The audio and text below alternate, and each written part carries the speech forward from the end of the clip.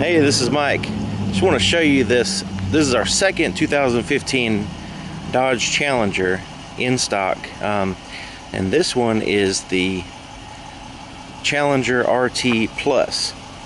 And really check out the color. I mean, it's a sublime green, and really stands out when you look at it. I mean, you could just see this thing coming a mile away. Another thing that kind of stands out to me is these polished aluminum wheels with the graphite accents. So you can see it's polished aluminum. It's got the black there in each hole. But man, these rims are, well, I think they're probably my favorite wheels on the Challenger so far that I've seen. But this one has the 5.7 liter Hemi and the 8-speed torque flight transmission.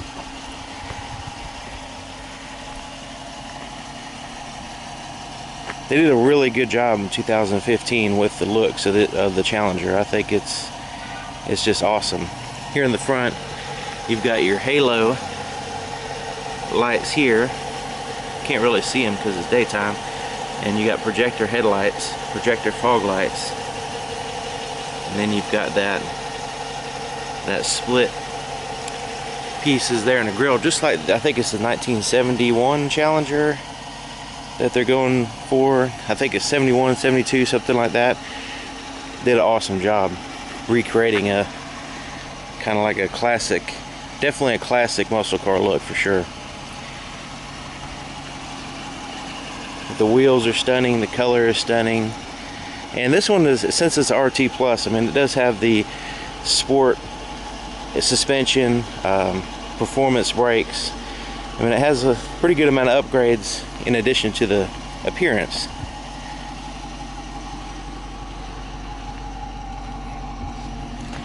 This one has the backup camera, the backup sensors. And you can check out my video of the 2015 Challenger at night so you can see what the lights look like. It really looks awesome.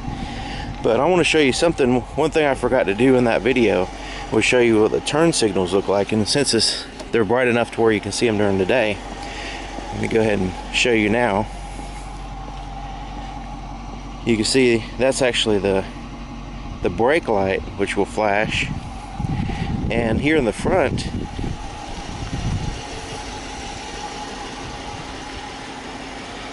it's like a second halo, I guess you can say, that's flashing there in the front.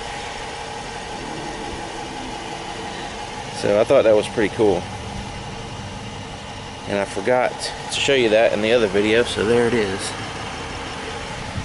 But anyway, moving on, let's go ahead and start with the trunk. So I'm going to open it up using this little button here. There's the backup camera. And here's the trunk. Now, pretty good amount of room already, but it looks like those back seats fold down as well. So you got some more room. Now this one was kind of interesting. It does have a spare tire, which some of them do not. So if that's something that you want, you definitely want to make sure that you get it if you're getting a new Challenger. There's the battery. It looks like a huge marine battery, so shouldn't have any problems starting this vehicle. And there's the spare tire, and you got like a fuse box and stuff back here. Now if you get this one has a sound group 2. If you get the sound group 3, you got some subwoofers back here, so it may not be possible to get the spare tire in this spot. And sound group 2, which I found out kind of took a little while to do, has a subwoofer here in the right here under the glass. You can't see it from either side, but there's one in there, and it, with some other speakers.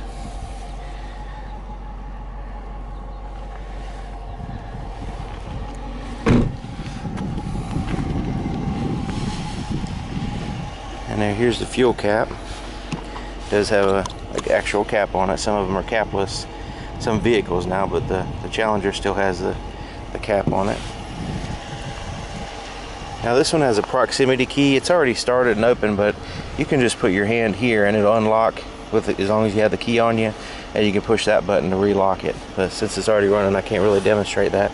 It's a common feature on a lot of vehicles now, so I'm sure you've seen it in another video. It's got heated side mirrors. And here's the inside of the door. Now it's kind of interesting, you got a pocket back here. It's about right there. And you got a water bottle holder there.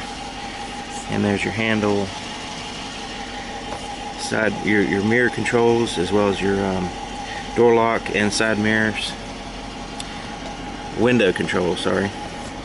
And this one, like I said, it has the sound group too. So this is the Alpine system. You've got side airbags, and this is the heated and cooled leather seats. These are in black, and you do have a power adjustment here for the going forward and backward, up and down. But in order to get the seat to tilt forward, you have to use a manual adjustment there. So let's take a look here at the back seat. You do have the perforated leather in the back as well.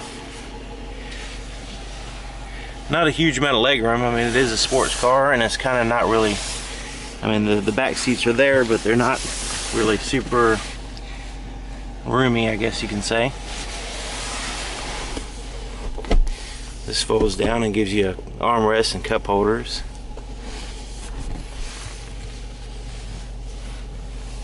Got some airbags there, speakers, pocket in the back of the seat. There's some vents here. Pocket here. So I can put the seat back here.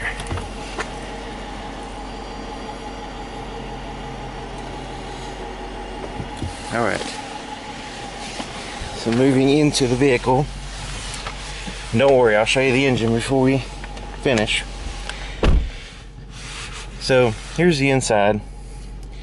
And steering wheel is pretty cool looking. And it's got the little grips here. It's leather wrapped, has some good thickness to it. Has that Dodge symbol. On the right side, you have your cruise control settings. And on the right side on the back, you got your volume. Right here. So you're cruising on the highway. You got your hand on the steering wheel, you can adjust the volume. And you can change the stations on the back of this side. So if you want 70s or 80s, whatever you want. So I'm going to turn the volume back down. And on this side of the steering wheel, you've got your Bluetooth. Once you pair your phone, your Bluetooth phone, you can answer calls and end calls here. And you can also make calls and stuff like that. Now the voice recognition button is kind of in addition to the phone calling, because when you push this button, it'll go through, you call a certain person by speaking, say call so and so, and it'll call them out of your phone book. But the voice recognition, you can also change to certain stations. Just tune to satellite channel 9. Tuning to satellite channel 9. So that's how, you could do things like that.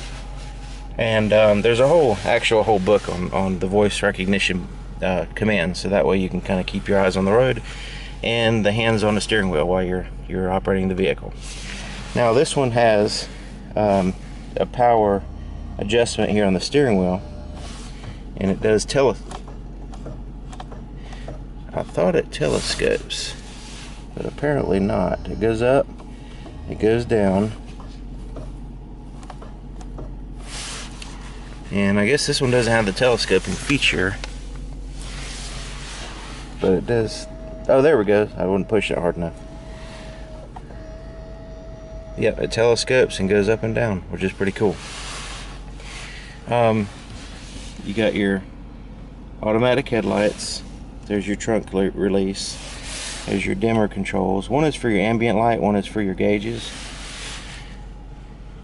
And these buttons here, the arrows and then OK, this corresponds with your menu between your gauges here. Getting a little bit of a glare, but the gauges look really cool. They're kind of like a, I don't know if you can tell, it's got like a concave look to it to give you like a classic 70s muscle car look there. Really bad glare right now, but hopefully you can kind of tell.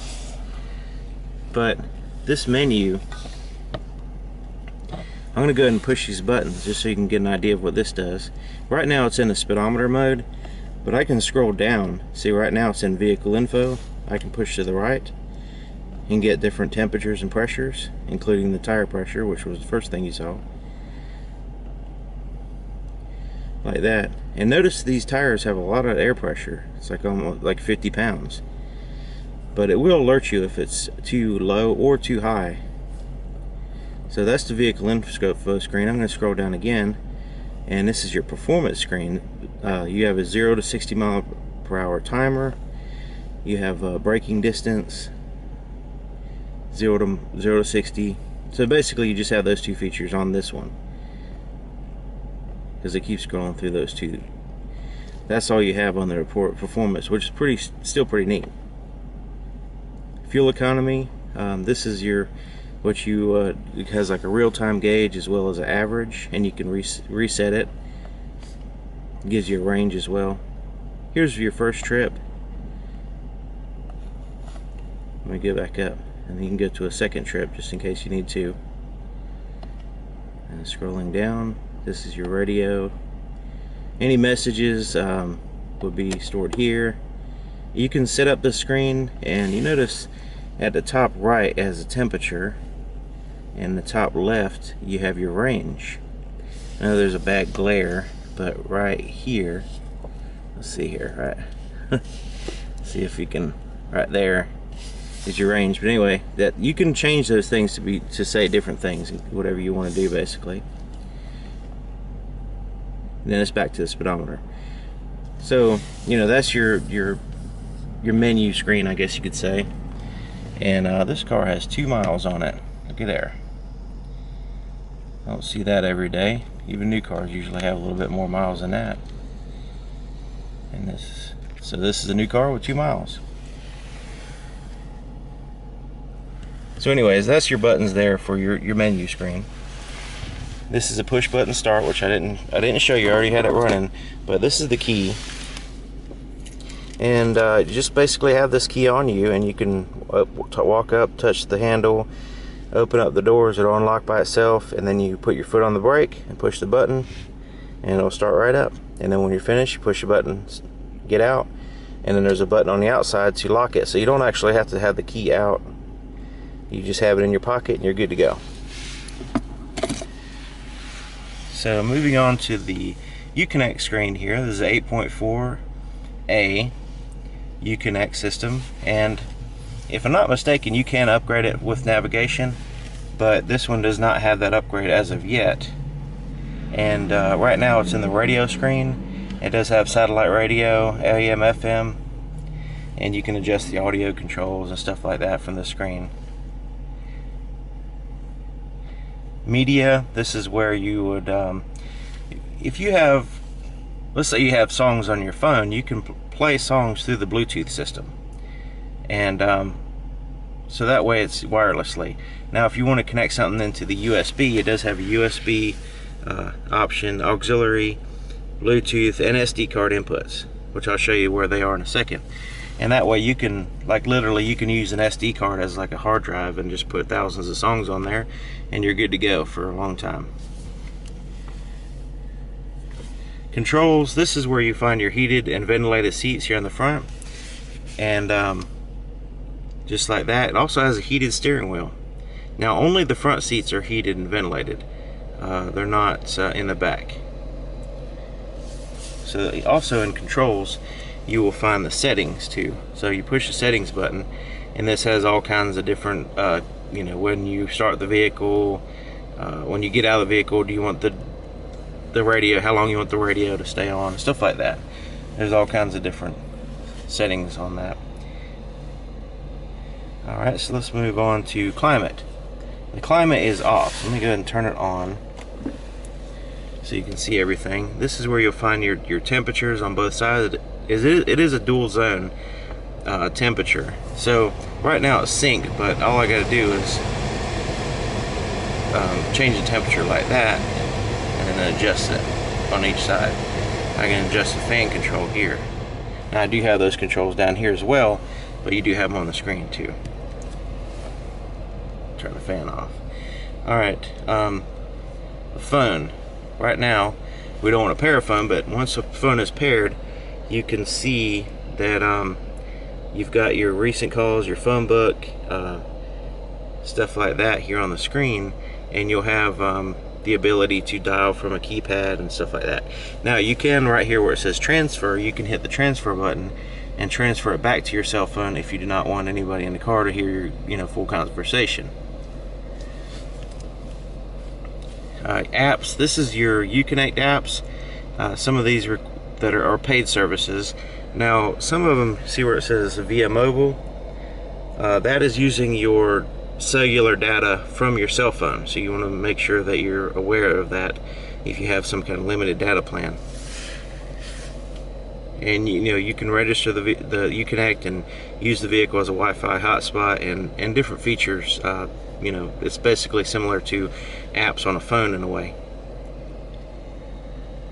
You do have your temperatures here at the top on the inside, and then and then you've got your outside temperature there. The vehicle's facing northeast, and then it's 10:18 a.m. So it gives you some information there at the top. So down here, this is your kind of redundant buttons for your climate control, as well as your radio, volume, tune through the station, stuff like that. Now, your sport mode is here, your button. So I'm going to go ahead and push it so you can see that it alerts you up here when sport mode is on. You see the little green arrow, green light there? It goes on and off as I turn it on.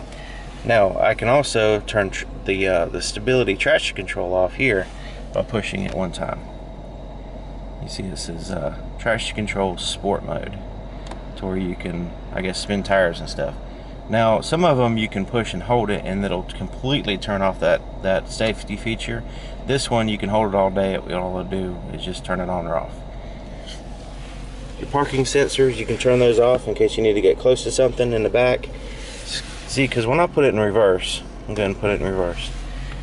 Not only do you have this backup camera, which is very clear, it seems a lot clearer now than in the past, but also you've got this screen here where it shows your car, and it has the range of the sensors. So if you start getting close to something, it's going to beep at you and kind of tell you that you're getting, kind of alert you so you don't run into something while you're backing up. So your parking sensors, if you wanted to turn those off, if you know you're going to get close to something and you don't want it beeping at you, maybe a tight garage or whatever, then you can turn those off. So your shifter's here, and it is kind of like a T-handle shifter, which is pretty cool. And look, got a little pocket there. Put your cell phone or I don't know, whatever. But the shifter is kind of like a just sort of standard shifter. But when you go down here to drive, you can bump it over here to manual, and you can kind of like similar to like a ratchet shifter. You can bump through the gears like that, just like a ratchet shifter. So, and then you can kind of tell which gears you're in right here on the screen. But anyway, I thought it was pretty cool, like a ratchet shifter, and and of course you got regular automatic transmission for, like, I guess if you're stuck in traffic or something, you don't want to be shifting gears. But that's the only thing that people say, that manuals are fun to drive, and they are until you get really stuck in traffic, and that's kind of a pain. And speak from experience. Anyway, you got a little net pocket right here, and your cup holders are here, and it has a little bit of ambient light here too, which is pretty cool at nighttime. And this is kind of like a carbon fiber look here to this. But they really did a good job. Dodge did a really good job with the interior on this car. That was kind of one of my gripes with the previous models, was the interior was kind of, you know, the steering wheel and everything just kind of reminded me of just too standard looking. But this one is more sporty. It's kind of like a mixture between a sports car and a muscle car, and I really like that.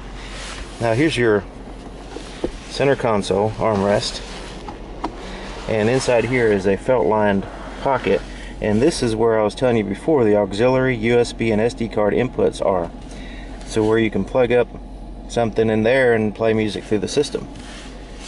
And this is your little booklet that I was telling you about for voice recognition. Kind of helps you get started. Decent little pocket there, and it says Dodge Brothers here.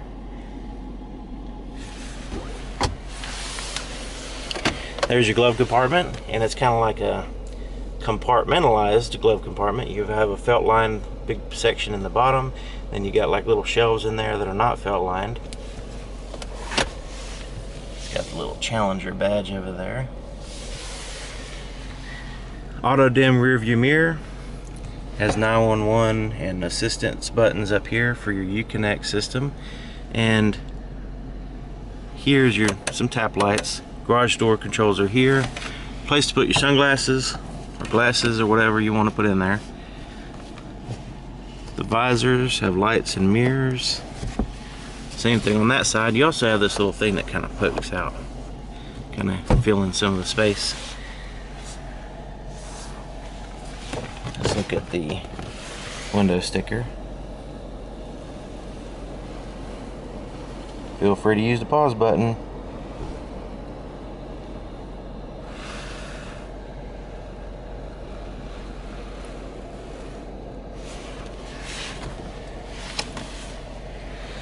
And I got these pedals here I wanted to show you.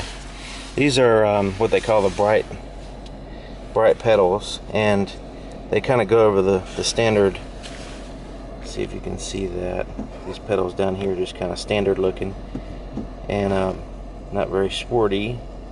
Like the same pedals in a minivan as those, but these are kind of sporty looking. And these are you know, put out by Mopar. And you can get those and put them on your vehicle and just kind of give it a more of a sporty look. Got a little bit of weight to them too. Anyway, those are them. And I think there's the box. I just want to see if it's got the, yeah, WKSRT pedal kit. Anyway, seats are really nice. I mean, the car is awesome all the way around, and you know, with 400 horsepower, you've got this really bright color and really impressive. So let's go ahead and look underneath the hood.